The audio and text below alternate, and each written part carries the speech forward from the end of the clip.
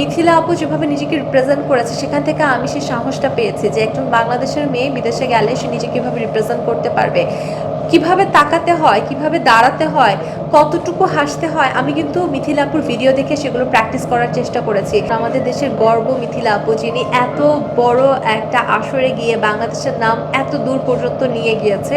Miss ইউনিভার্সের মতো একটা মঞ্চে যদি আমি থাকতাম, হয়তো আমি টপ 30 কেন টপ 100-এও হয়তো যেতে পারতাম না। দুটো প্যাজেন্ট আলাদা, পোশাকের ক্রাইটেরিয়া আলাদা, সেগমেন্টস আলাদা, দুটোকে মিক্স করা আসলে কখনোই উচিত না।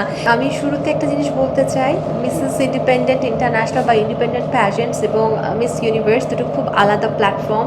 মিস ইউনিভার্স যেটা বিশ্বের সবথেকে বড় একটা প্ল্যাটফর্ম, আর ইন্ডিপেন্ডেন্ট ইন্টারন্যাশনাল যেটা খুবই নতুন আসা একটা প্ল্যাটফর্ম, এবং দুটোকে কখনোই আসলে আপনাদের মার্চ করা উচিত না, বিকজ দুটো আলাদা।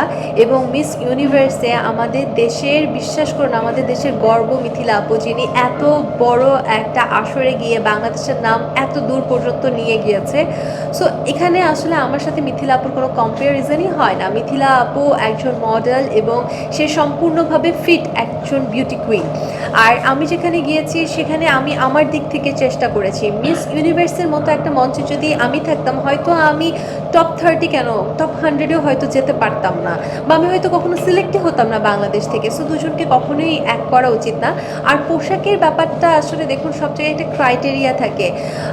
আমি জানি না কেন যে আপনারা এই ক্রাইটেরিয়াটা বুঝতে পারছেন না। আমার প্যাজেন্টে এক ধরনের ক্রাইটেরিয়া ছিল, সেখানে অন্য ধরনের ক্রাইটেরিয়া ছিল। সো দুটো প্যাজেন্ট আলাদা, পোশাকের ক্রাইটেরিয়া আলাদা, সেগমেন্টস আলাদা, দুটোকে মিক্স করা আসলে কখনোই উচিত না। এটাতে আসলে মিস ইউনিভার্সেরও অসম্মান হচ্ছে এবং আমার প্যাজেন্ট ইন্ডিপেন্ডেন্ট ইন্টারন্যাশনাল এটারও অসম্মান হচ্ছে। এবং আমি আসলে এই সংবাদ সম্মেলনের মাধ্যমে একটি কথা বলতে চাই, আমি আমার প্যাজেন্টে যা কিছু করতে পেরেছি এর পুরো বড় একটা অংশ আমি সবসময় মিথিলা আপুকে থ্যাংক ইউ বলবো। কেননা মিথিলা আপু যেভাবে নিজেকে রিপ্রেজেন্ট করেছে সেখান থেকে আমি সেই সাহসটা পেয়েছি যে একজন বাংলাদেশের মেয়ে বিদেশে গেলে সে নিজেকে কীভাবে রিপ্রেজেন্ট করতে পারবে, কিভাবে তাকাতে হয়, কিভাবে দাঁড়াতে হয়, কতটুকু হাসতে হয়। আমি কিন্তু মিথিলা আপুর ভিডিও দেখে সেগুলো প্র্যাকটিস করার চেষ্টা করেছি। এবং আমি আমার প্যাজেন্টে যাওয়ার পর আমি প্রত্যেকটা মানুষকে বলেছি, দেখো সে মিথিলা আপু আমাদের দেশের গর্ব।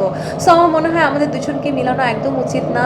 উইথ ডিউ রেসপেক্ট, আমি মিথিলা আপুকে প্রচণ্ড পছন্দ করি এবং তার কাছ থেকে আমি পুরো ইন্সপিরেশনটা নিয়েছি। এবং আমি আমার জার্নি শুরু করার আগে এবং শেষ করার পর আমি মিথিলা আপুকে ইনবক্সও করেছি যে আপু আপনি আমার ইন্সপিরেশন। সো এখানে আমার প্যাজেন্ট, মিথিলা আপুর প্যাজেন্ট দুটোকে কোনোভাবেই অ্যাড করা উচিত না। যেটা পোশাকের ব্যাপার আপনারা বারবার বলছেন, দেখুন আমার ফিটনেস অনুযায়ী বা আমার প্রেফারেন্স অনুযায়ী আমি যেটা পরেছি সেটা বেশি আমি পড়তে পারতাম না, আমাকে ভালো লাগতো না।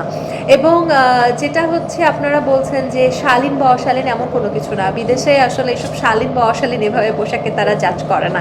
সো দুটোকে অ্যাড করা একদম উচিত হবে না। দেশে দেশে সবার সাথে দ্য নিউজ।